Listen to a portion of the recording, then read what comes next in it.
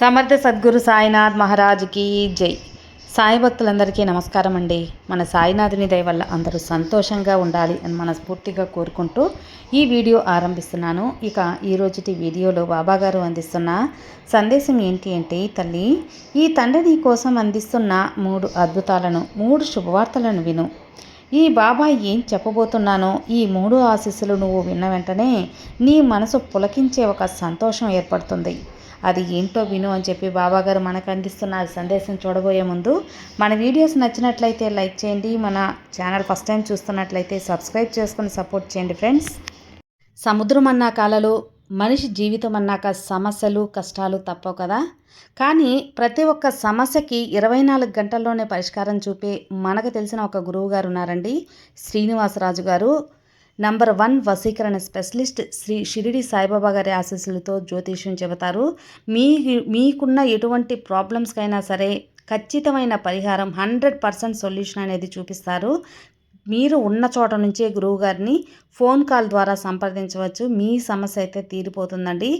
96630644 ఈ నంబర్కి కాల్ చేశారంటే మీకున్న ఎటువంటి ప్రాబ్లమ్స్ అయినా, విద్య, ఉద్యోగం, వ్యాపారం, ప్రేమ, పెళ్లి సమస్యలు, రియల్ ఎస్టేట్ ప్రాబ్లమ్స్, విదేశీ ప్రయాణం ఆలస్యం అవుతుంది, వీసా రావట్లేదు, వీసా ఆలస్యం అవుతుంది, భార్యాభర్తల మధ్య గొడవలు, సంతాన సమస్యలు, రాజకీయ సమస్యలు, వ్యవసాయ సమస్యలు, అంతేకాకుండా వాస్తు దోషాలు కానివ్వండి, జాతకంలో దోషాల వల్ల పెళ్ళిళ్ళు ఆలస్యం అవుతున్నా, ఇలా ఎటువంటి సమస్యలకైనా గురువుగారి పరిష్కారం అయితే చూపిస్తారు. అంతేకాకుండా స్త్రీ పురుష వశీకరణ కూడా చేస్తారండి.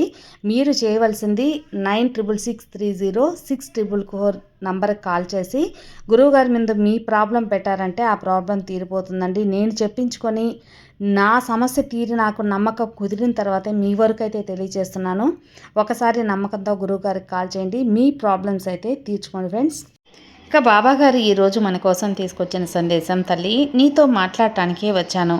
నువ్వు ఖచ్చితంగా విని తీరమ్మా. నీ యొక్క పూజలు, నీ యొక్క కన్నీరు, నీ ఆశలు ఏవి వృధా కావు.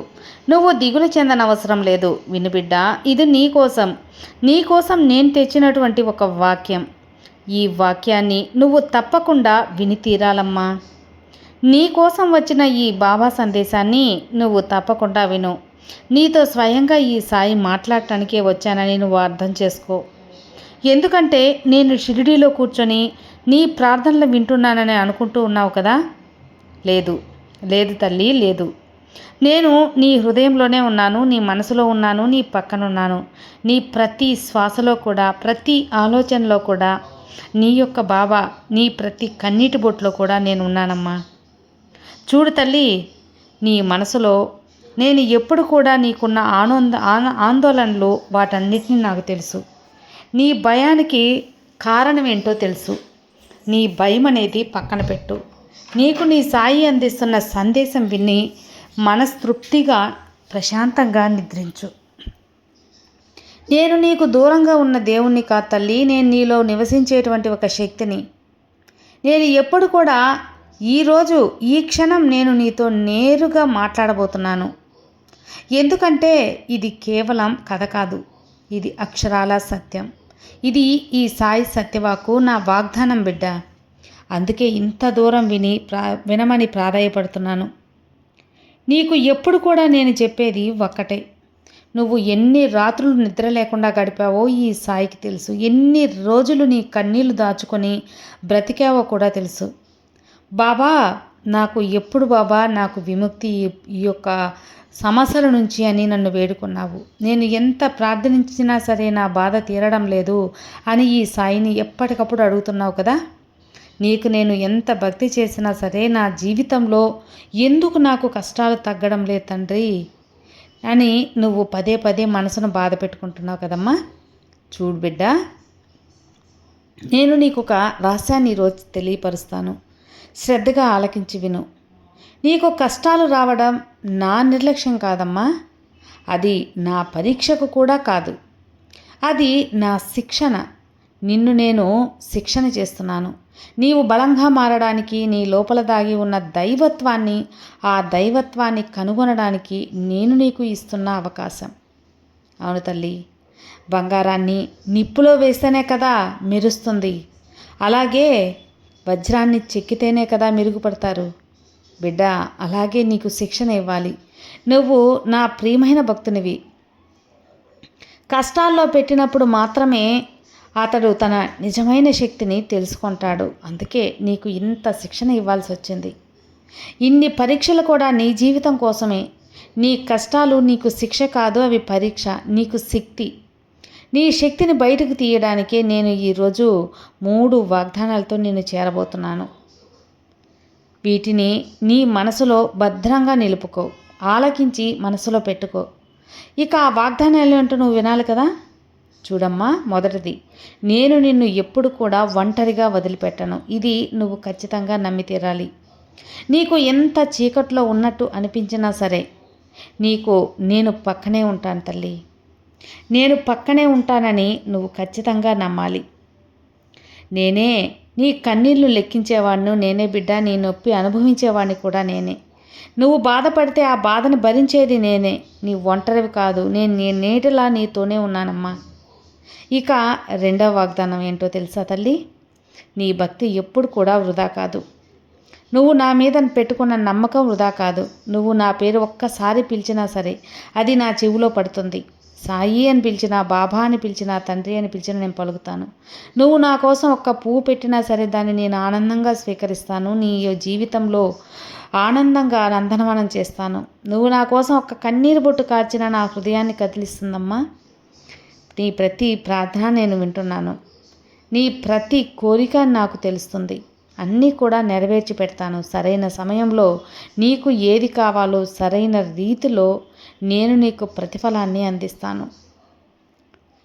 ఇక మూడవ వాగ్దానం, బిడ్డ, నీ కష్టాలకు అంతం అనేది ఉంది. ఇది శాశ్వతం ఎప్పటికీ కాదు అని తెలుసుకో. నీ రాత్రి ఎంత పొడవుగా ఉన్నా ఉదయం అనేది తప్పకుండా రావాల్సిందే కదా, వస్తుంది కూడా. నీ శీతాకాలం ఎంత కఠినంగా ఉన్నా ఖచ్చితంగా వసంత ఋతువు తప్పకుండా నిన్ను చేరుతుంది.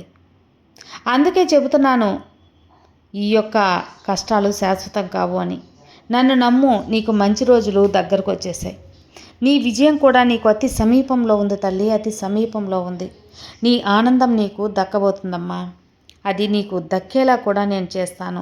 ఇందులో ఎలాంటి అనుమానం లేదు. నువ్వు ఎలాంటి కంగారు పడాల్సిన పని కూడా లేదు.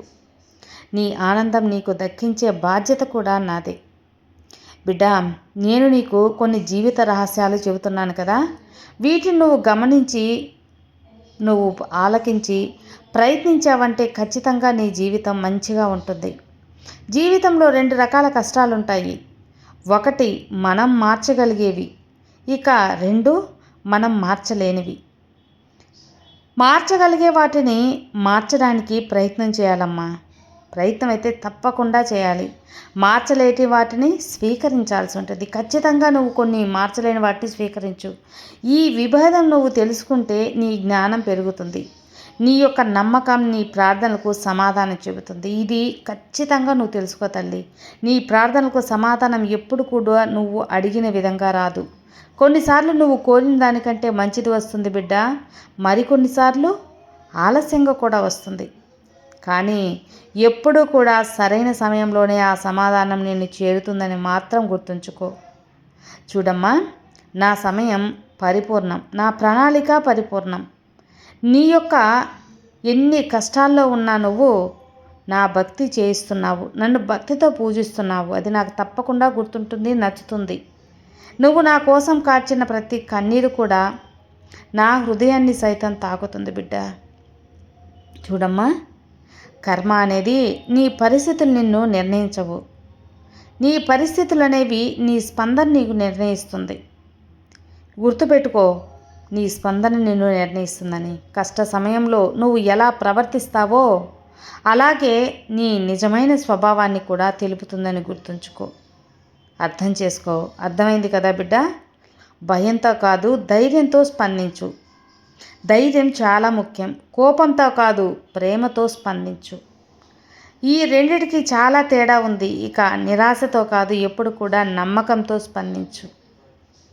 దృష్టిని మరియు నీ జీవితాన్ని అవి తప్పకుండా మారుస్తాయి. నీ దృష్టి మారుతుంది, నీ జీవితం మారుతుంది. ఇక కృతజ్ఞత చెప్పుకోవాలి. కృతజ్ఞత నీకు లేనిదే అది వ్యర్థం. నీకు ఉన్నదానికి కృతజ్ఞత చెప్పాల్సిన అవసరం ఎంతైనా ఉంది బిడ్డ. ప్రతిరోజు నువ్వు నీ మనసుకి ఈ విషయాన్ని చెప్పుకోవాల్సి ఉంటుంది.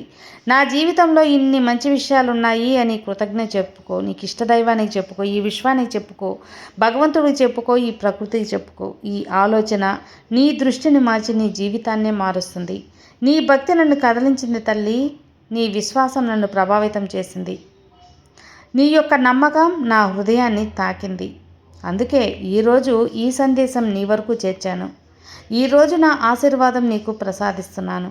నా ఆశీస్సులు నీకు ఎప్పుడూ ఉంటుందమ్మా. నీకు నేను ఇచ్చే మొదటి ఆశీర్వాదం ఏంటో తెలుసా? నీ ఇంటిలో శాంతిగా ఉండాలని, ప్రశాంతిగా ఉండాలని ఆశీర్వదిస్తున్నాను. నీ కుటుంబంలో సంబంధాలు ఉండాలి, మంచిగా ఉండాలి అని కోరుకుంటూ ఉన్నావు. నీ పిల్లల ఆరోగ్యం, ఆనందం, చదువు అన్నీ కూడా మంచిగా ఎదగాలని ప్రార్థిస్తున్నావు. ఇక రెండవ ఆశీర్వాదం ఏంటో తెలుసా? నీ ఆరోగ్యం. అలాగే నీ ఆరోగ్యం మెరుగుపడాలని, నీ శరీరం బలపడాలని ఆశీర్వదిస్తున్నాను తల్లి. ఇది నీకు, నీ కుటుంబానికి చాలా మేలు చేస్తుంది. ఇక నీలో ఉన్న ప్రతి రోగం కూడా, ప్రతి బాధ కూడా నేను తొలగిస్తున్నాను బిడ్డ. చూడమ్మా, ఈ తండ్రి అభయహస్తం నీ వైపు ఉంచాను. నీ శత్రువులను నాశనం చేస్తాను, నిన్ను కాపాడతాను. మరి మూడవ ఆశీర్వాదం విను. నీ కోరికలన్నీ నెరవేరాలని, నీ కలలు సాకారం అవ్వాలని ఆశీర్వదిస్తున్నాను. వాటికి అడ్డుపడే ప్రతి ఒక్కరిని కూడా నేను అడ్డు తొలగిస్తాను బిడ్డ. నీవు కష్టపడి పనిచేస్తే నేను నీకు సత్ఫలితాలను ప్రసాదిస్తాను. నువ్వు నాపై నమ్మకం ఉంచితే నేను నీకు మార్గాన్ని చూపుతాను. ఈ తండ్రి ఇచ్చే నాలుగవ ఆశీర్వాదం ఏంటో తెలుసా? నీ జీవితంలో కష్టాలు వచ్చినప్పుడు నువ్వు వాటిని ఎదుర్కొనే శక్తితో ఉండాలని, వాటిని ఆశీర్వదిస్తూ నేనున్నానమ్మా. నీ హృదయంలో ధైర్యం, నీ మనసులో స్పష్టత, నీ ఆత్మలో శాంతి ఉండాలని నేను ఆశీర్వదిస్తున్నాను.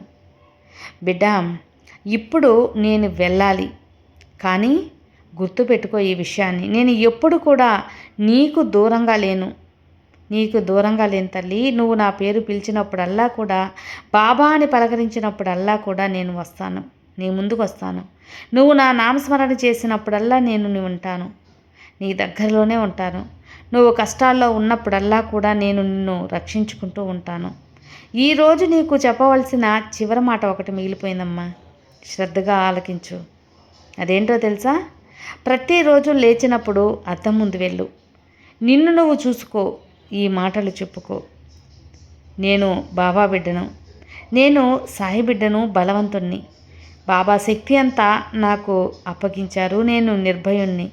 నా లోపం దైవత్వం ఉంది, నా లోపల దైవత్వం ఉంది. నేను ఏదైనా సాధిస్తాను. రాత్రి పడుకునే ముందు ఈ యొక్క మాటని నీ గుండెలపై చేసుకొని మాటలు చెప్పుకో. బాబా, ఈరోజు నీ తప్పులన్నీ కూడా క్షమిస్తాను. నిన్ను క్షమించి రేపు నా మార్గాన్ని చేరుకునేలా చేస్తాను. నీ జీవితంలో నీ చిత్తం జరుగుతుంది. సాయి సాయి అనేటువంటి నామస్మరణ 108 సార్లు చేయి తల్లి. అది నీకు శ్రీరామ రక్షలా కాపాడుతుంది. చూడమ్మా, నా అభయహస్తమే నీకు రక్షణ కవచం. నా చూపే నీకు కరుణా కటాక్షం. నా చల్లని కంటి చూపే నీకు సంగీతమవుతుంది. చూడమ్మా, నా విభూది నీకు శుద్ధి కాగలదు. నీకు వెలుగుతున్న ఆ దుని సెగే నీ సర్వ రోగాలను తొలగిస్తుంది. అన్నిటికీ పరిష్కారం ఆ దుని వేడి. ఈ బాబాపై నమ్మకం ఉంచు. భయపడవద్దు, అలాగే బెంగపడవద్దు. నీ ప్రయాణాన్ని కొనసాగించు తల్లి. నీ ప్రయాణాన్ని కొనసాగించి నీ మంచి రోజులు నీ ముందే ఉన్నాయని తెలుసుకో. నువ్వు ఎప్పుడు కూడా నీ విజయం సమీపంలోనే ఉంది అని గుర్తించు. నీ ఆనందం నీ దగ్గరికి రాబోతుంది. ఇక మీద ధైర్యంగా ఉండు, నిశ్చింతగా ఉండు. ఈ తండ్రిపై విశ్వాసంతో ఉండు. నీకు అంతా కూడా శుభమే కలుగుతుంది. ఈ బాబా అనేటువంటి ఆశీర్వాదం నీకు పరిపూర్ణంగా దక్కుతుంది. ఎటువంటి ఆందోళన, ఎటువంటి మన కష్టం అనేది లేకుండా ప్రశాంతంగా నిద్రపో. ఈ సాయి తండ్రి నీకు అందిస్తున్న ఈ మాటని నీకోసం మాత్రమే అని గ్రహించు. ఇక నిశ్చింతగా ఉండు బిడ్డ. ఈరోజు ఈ బాబా అందించిన సందేశం నీకే కాదు, ఈ క్షణమే కాదు, నీ జీవితాంతం సంతోషాలని విరబూసేలా చేస్తాను. నీ బాబా ఆశీర్వాదం పరిపూర్ణంగా ఉండగా నీకు భయం ఎందుకు చెప్పు. సర్వే జనా సుఖినో భవంతు. జై సాయిరామ్.